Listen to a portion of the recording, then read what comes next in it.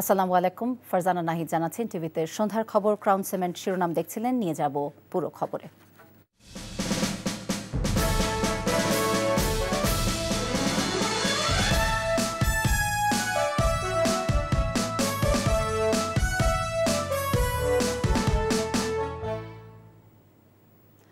ডাকসু নির্বাচনের প্রচারণা শেষ হতে আর মাত্র 2 দিন বাকি। শুক্রবার জুম্মার নামাজ শেষে হলের মসজিদগুলোতে ভোটারদের কাছে নিজেদের ইশতেহার তুলে ধরেন বিভিন্ন প্যানেলের প্রার্থীরা।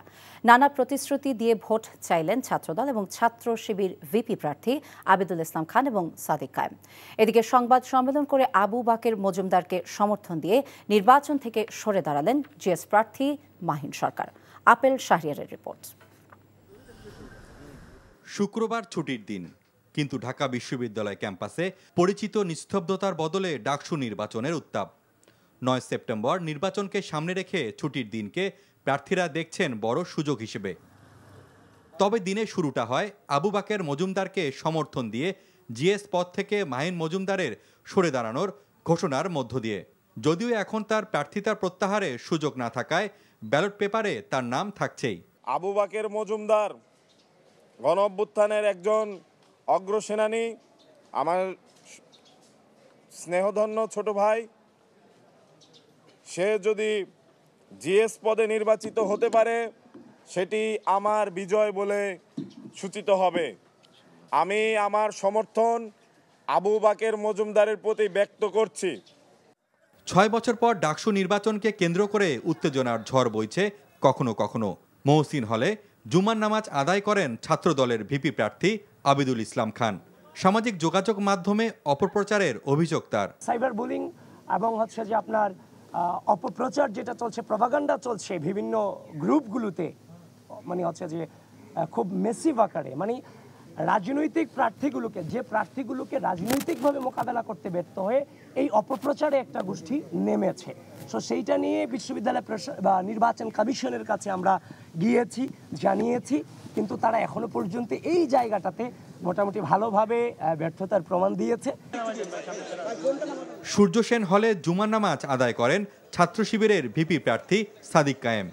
নামাজ শেষে ভোট চান তিনি।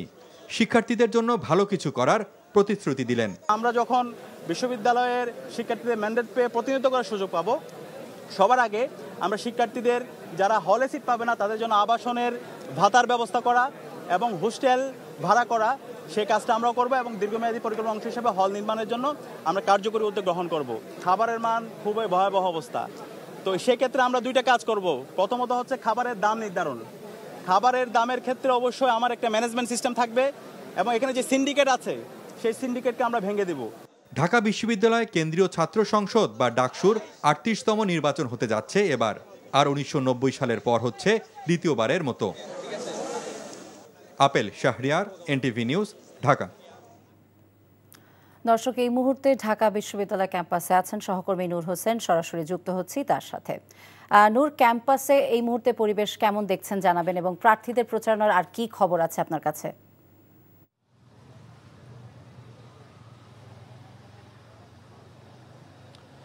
ফারজানা, ঢাকা বিশ্ববিদ্যালয় কেন্দ্রীয় ছাত্র সংসদ ডাকসু এবং হল সংসদ নির্বাচনের যে আনুষ্ঠানিক প্রচারণা সেটির আর 48 ঘন্টার কিছুক্ষণ বেশি সময় আছে। 2 দিন সময় পাবেন প্রার্থী যারা হয়েছেন তারা।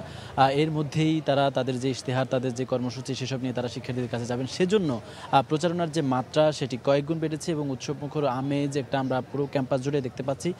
এই মুহূর্তেও বিশ্ববিদ্যালয়ের বেশ কয়েকটি হলে বিভিন্ন প্যানেলের প্রার্থীরা প্রজেকশন মিটিং করছেন।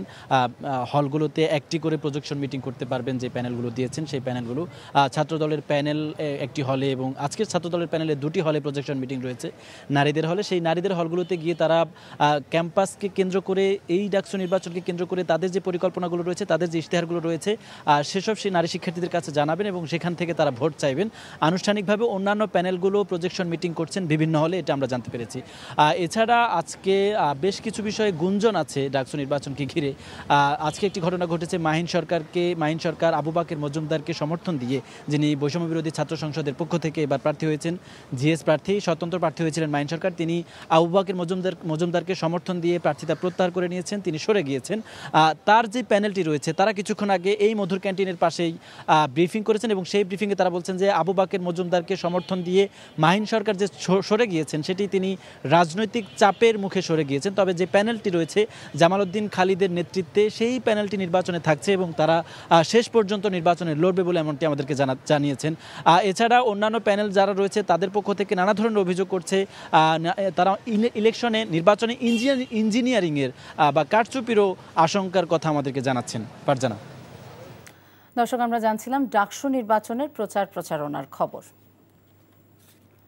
বিএনপি নেতা ইশরাক হোসেনের আন্দোলনে তালাবদ্ধ নগর ভবনে অফিস করেননি অনেকে, কিন্তু তখনও অনেক কর্মকর্তা বাসায় বসে নিজের গাড়ির বিপরীতে জ্বালানি বাবদ অর্থ নিয়েছেন সরকারি কোষাগার থেকে। স্বাভাবিক সময়ের চেয়ে অস্বাভাবিক জ্বালানির বিল করেছেন কর্মকর্তারা, যদিও 40 দিনে একদিনও সিটি কর্পোরেশনে আসতে হয়নি তাদের। তেল নিয়ে এমন তেলেসমাতির খবর জানাচ্ছেন নাজিবুর রহমান। ইশরাক হোসেনের মেয়র পদের জন্য মে মাস থেকে জুন মাসের শেষ দিক পর্যন্ত নগর ভবন ছিল অবরুদ্ধ। বন্ধ ছিল নাগরিক সেবা সহ নগর ভবন কেন্দ্রিক সব কার্যক্রম। তালাবদ্ধ ছিল কর্মকর্তাদের কক্ষ। এরই মধ্যে নিজেদের গাড়ির বিপরীতে নির্বিচারে জ্বালানি নিয়েছেন বেশিরভাগ কর্মকর্তা। এনটিভির হাতে আসা নথিতে দেখা যায় স্বাভাবিক সময়ে মাসে 25 লাখ টাকার জ্বালানি নেন কর্মকর্তারা। আন্দোলন চলাকালীন 40 দিনে সেই জ্বালানি ব্যয় বেড়ে প্রায় অর্ধ কোটি টাকা। 5 আগস্ট পরবর্তী সময়ে আওয়ামী লীগ সংশ্লিষ্টতা সহ শত কোটি টাকার দুর্নীতির অভিযোগ ওঠা তত্ত্বাবধায়ক প্রকৌশলী খায়রুল বাকের আন্দোলন চলাকালীন একদিনও নগর ভবনে আসেননি, কিন্তু জ্বালানি খরচ করেছেন 600 লিটার, যার মূল্য 61,000 টাকা। প্রধান নগর পরিকল্পনাবিদ নিয়েছেন প্রায় 51,000 টাকার তেল এবং প্রধান সমাজ কল্যাণ কর্মকর্তা খরচ করেছেন 560 লিটার তেল। আন্দোলন চলা অবস্থায় ডিএসসিসি প্রশাসকের গাড়ির বিপরীতেও তেল বরাদ্দ হয় 855 লিটার। এসব কর্মকর্তাদের কাজ নগর ভবন কেন্দ্রিক হলেও অফিস না করে জ্বালানি বরাদ্দ নেন তারা। জ্বালানি তেলের এ তালিকা অনুমোদন করেন পরিবহন তত্ত্বাবধায়ক আরিফ চৌধুরী, হিসাব সহকারী নূরে আলম ও তত্ত্বাবধায়ক মামুন উদ্দিন আহমেদ। ব্যাখ্যা দিয়েছেন এমন অসঙ্গতির। আন্দোলনের সময় তো আসলে এই সময় পুরোপুরি হয়তো আমি ওই দায়িত্বটা পুরোপুরি পাই নাই, সই করার দায়িত্বটা পুরোপুরি পাই নাই। আমাদের একজন তত্ত্বাবধায়ক আছে আব্দুল্লাহ আল মামুন, হয়তো উনি করছেন এটা। ওই সময় আমাদের ওই যে আরেক তত্ত্বাবধায়ক ছিল, উনি করছে, কিন্তু জোনালরা অফিস করছে, জোনালরা সচিবালয় রেগুলার অফিস করছে। বাসায় তো থাকেনি, উনি তো মন্ত্র অফিস করছে। উনি বিভিন্ন স্পটে চলে ডিউটি করছে। উনি বিভিন্ন সাইডে যায় পরিদর্শন করছে, মন্ত্রণালয় বসে ডিউটি করছে, ফাইল প্রসেসিং কাজ হয়েছে।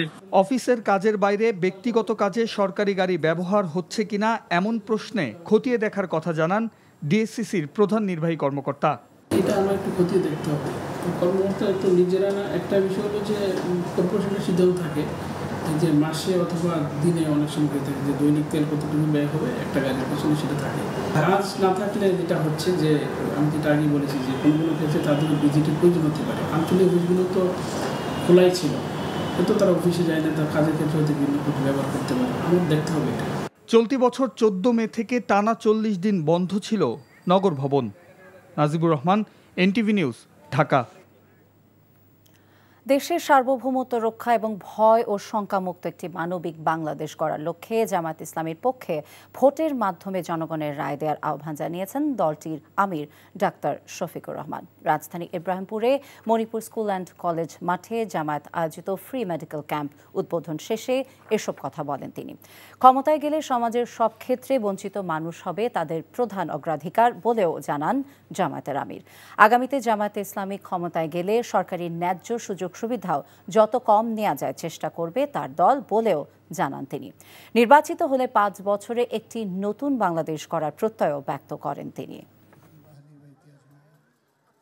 আগামীতে বাংলাদেশ জামায়াত ইসলামী থেকে যারা নির্বাচিত হবেন তারা সরকারের কোনো প্লট অল্প মূল্যে গ্রহণ করবেন না ইনশাআল্লাহ। একদিকে আমরা বলবো জনসভাকে ইবাদত মনে করি, আরেকদিকে জনসভাকে খেত মারার হাতিয়ারে পরিণত করব। জামায়াত ইসলামী এটা করবে।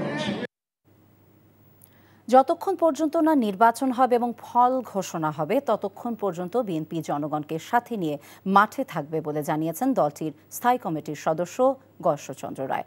রাজধানীর পল্টনের ডিপ্লোমা মেডিকেল অ্যাসোসিয়েশনের অনুষ্ঠানে বিএনপি নেতা গয়েশ্বরচন্দ্র রায় বলেন, আওয়ামী লীগের দমন পীড়নের মুখে সাধারণ মানুষও অনিয়মে জড়িয়ে পড়েছিল। এ সময় তিনি বলেন, প্রধান উপদেষ্টা আগামী নির্বাচনকে নিয়ে যা বলেন তার সহকারীরা উল্টো কথা বলেন।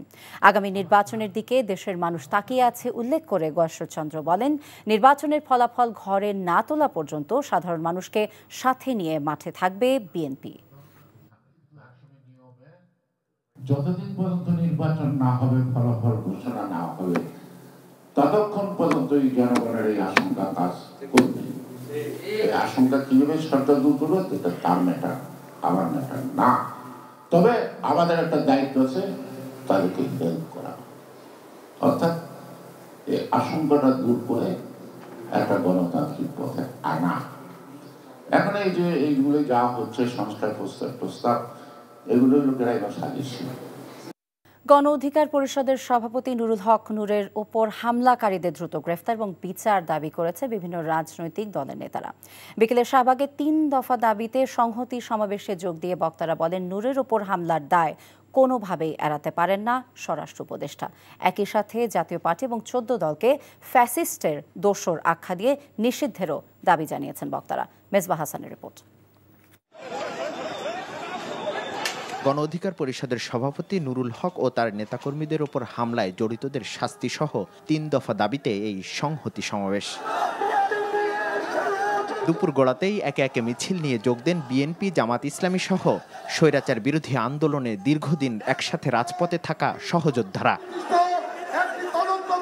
সমাবেশে এখনো হামলাকারীরা গ্রেপ্তার নয় কেন প্রশ্ন তুলে বক্তারা বলেন, ভারতীয় আগ্রাসন থেকে এখনো রক্ষা পায়নি দেশ।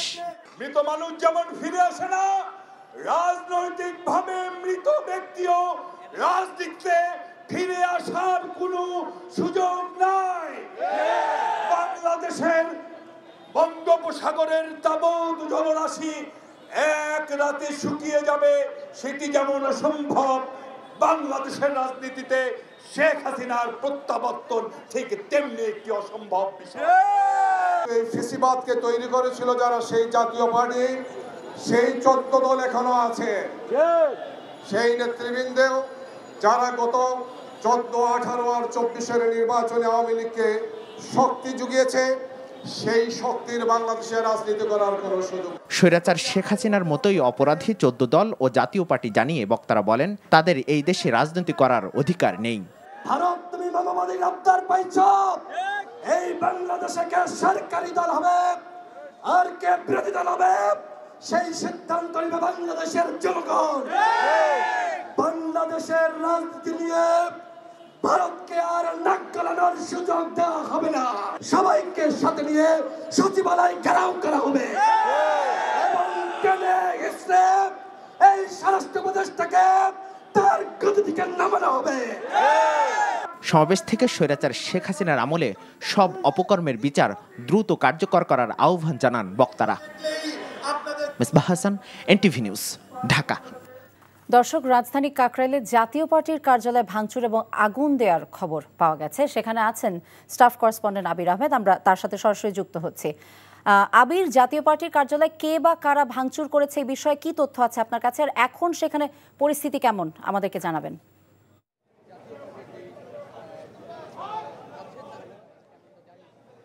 এখন এখানের পরিস্থিতি থমথমে রয়েছে এবং যারা হামলা করেছে তারা কিন্তু এখন এখানে নেই। তবে জাতীয় পার্টির যে নেতাকর্মীরা তারা এখন এখানে মিছিল করছেন এবং তারা বিক্ষোভ করছেন।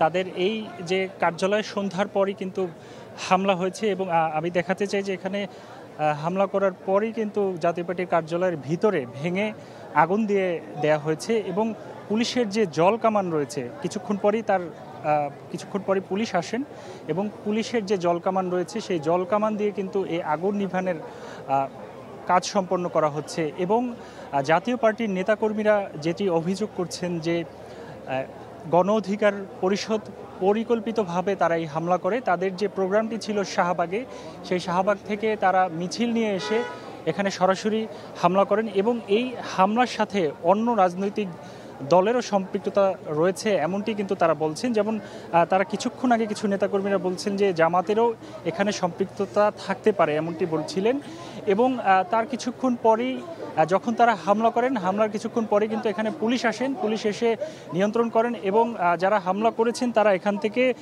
চলে যান। এবং তার কিছুক্ষণ পরে জাতীয় পার্টির যে নেতাকর্মীরা রয়েছেন তারা এখানে সংঘবদ্ধ হন এবং সংঘবদ্ধ হয়ে কিন্তু তারা এখানে মিছিল করেন এবং এখন তারা এখানে অবস্থান নিচ্ছেন। এবং এর আগেও জাতীয় পার্টির কার্যালয়ে হামলা হয়েছে, তারা তীব্র নিন্দা জানান এবং এজন্য প্রশাসনকেও কিন্তু তারা দায়ী করেছেন যে হামলা হলো, পুলিশ তেমন প্রোটেকশন তাদেরকে দিতে পারেনি এমনটি তারা অভিযোগ করেছেন। তারা আরও একটি অভিযোগ করেছেন যে পূর্ব পরিকল্পিতভাবে গণ অধিকার পরিষদ এ হামলা করলেও তার কোনো ব্যবস্থা নেওয়া হয়নি। এখন পর্যন্ত এখানের পরিস্থিতি থমথমে রয়েছে এবং নেতাকর্মীরা এই কার্যালয়ের সামনে দেখছি যে অবস্থান নিয়েছেন এবং সামনের যে রাস্তার যে গেটগুলো সেগুলো বন্ধ করে রাখা হয়েছে যাতে এখানে কোনো অপ্রীতিকর বা বাইরের কোনো মানুষ যাতে এখানে না ঢুকতে পারে। পুলিশও কিন্তু এখানে সতর্ক অবস্থানে রয়েছেন এবং পুলিশের দুটি গাড়ি এবং পুলিশের ফোর্স, অতিরিক্ত ফোর্স, পুলিশের যার এখানে যিনি ভারপ্রাপ্ত কর্মকর্তার সাথে কথা বলেছি তিনি বলছেন যে এখানে যাতে কোনো আর অপ্রীতিকর ঘটনা না ঘটে সেজন্য স্বাভাবিকভাবে যে ব্যবস্থা নেয় সে ব্যবস্থা নেওয়া হচ্ছে। এদিকে জাতীয় পার্টির কর্মীরা এখানে অবস্থান নিচ্ছেন। তো এই ছিল আমার কাছে এখান থেকে সর্বশেষ। কাকরাইলে জাতীয় পার্টির কার্যালয়ে হামলা এবং ভাঙচুরের খবর জানাচ্ছিলেন আবির আহমেদ। 3 দিনের মধ্যে দাবি মানার আশ্বাসে ফরিদপুরের ভাঙা গোল চত্বরের অবরোধ প্রত্যাহার করেছে বিক্ষুব্ধ গ্রামবাসী। এতে স্বাভাবিক হয়েছে দক্ষিণাঞ্চলের 21 জেলার যোগাযোগ ব্যবস্থা। এর আগে সকালে ফরিদপুরের ভাঙা উপজেলার আলগি ইউনিয়ন এবং হামিরদি ইউনিয়ন নগরকান্দা উপজেলা অন্তর্ভুক্ত করার প্রতিবাদে ঢাকা খুলনা মহাসড়ক এবং ফরিদপুর ভাঙা মহাসড়ক অবরোধ করে বিক্ষুব্ধ গ্রামবাসী। 2 মহাসড়কের রাস্তায় গাছ ফেলে এবং টায়ার জ্বালিয়ে অবরোধ করে হাজার হাজার মানুষ। এতে ঢাকার সাথে দক্ষিণাঞ্চলের পুরোপুরি সড়ক যোগাযোগ বিচ্ছিন্ন হয়ে পড়ে।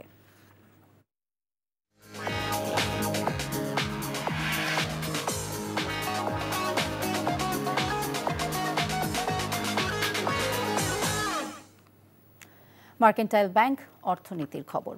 রাজধানীর বাজারে কমেছে চালের দাম। সপ্তাহের ব্যবধানে 5 টাকা কমে নাজির শাল বিক্রি হচ্ছে 80 টাকায়, মিনিকেট 80 থেকে কমে 75 আর মোটা চাল 55 থেকে কমে 50 টাকার আশপাশে।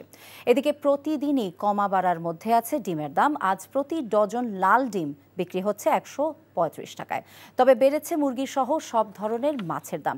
একমাত্র কাঁচা পেঁপে ছাড়া স্বাভাবিকের চেয়ে বাড়তি সবজির দামও। সেলিম মালিকের রিপোর্ট।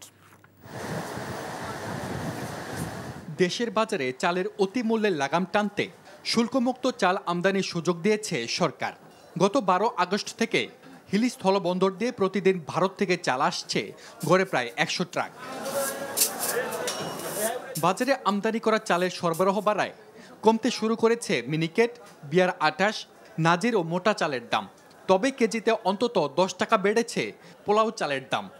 পোলাও চালের দাম আগে ছিল 110 টাকা, এখন বর্তমানে 120 টাকা। ইন্ডিয়ান সেল তো আমাদের দেশে ঢুকছে, তো ইন্ডিয়ান সেলটা অনেক দাম কম। ইন্ডিয়ান নাজির সেল আপনার 72 থেকে 75 টাকার মধ্যে এখন বাজারে অ্যাভেলেবল হয়ে গেছে। ডিমের দামের উত্থান পতনের মধ্য দিয়ে গেছে গত সপ্তাহ। কখনো 140, কখনো 130 টাকার ডজনে বিক্রি হয়েছে লাল ডিম। শুক্রবার যা বিক্রি হচ্ছে 135 টাকায়। সাদা ছিল 130 টাকা গত সপ্তাহে, লাল ছিল 140 টাকা। এই সপ্তাহে এখন লাল ডিম 135, সাদা ডিম 125। তবে দাম বেড়েছে মুরগির বাজারে। সপ্তাহের ব্যবধানে ব্রয়লার মুরগির দাম কেজিতে বেড়েছে গড়ে 10 টাকা আর সোনালী মুরগিতে 20 টাকা। ব্রয়লার মুরগি আগের লেট ছিল হলো 60 টাকা, 160 টাকা লেট আসলে এখন হলো 70 টাকা। সোনালীর মুরগি আমরা 280 টাকা করে বিক্রি করছি, আজকে আমরা 310 টাকা, 320 টাকা, 300 টাকা এরকম বিক্রি করতেছি। নতুন করে দাম না বাড়লেও এখনও কেজি প্রতি 80 টাকার আশেপাশে বিক্রি হচ্ছে বেশিরভাগ সবজি। 20 টাকা বেড়ে 150 টাকার উপরে বিক্রি হচ্ছে কেজি প্রতি মসুর ডাল। আমরা আগে মসুর ডাল বিক্রি করতাম 140 টাকা, আর এখন বিক্রি করতে হচ্ছে 160 টাকা। টমেটো হলো 150 টাকা, 40 টাকা। পটল হলো 80 টাকা, তারপর করলা 100 টাকা, উস্তা 100 টাকা। স্বস্তি হলো সপ্তাহের ব্যবধানে বাজারে কিছুটা কমেছে দেশি মাছের দাম। Selim Malik, NTV news, Dhaka.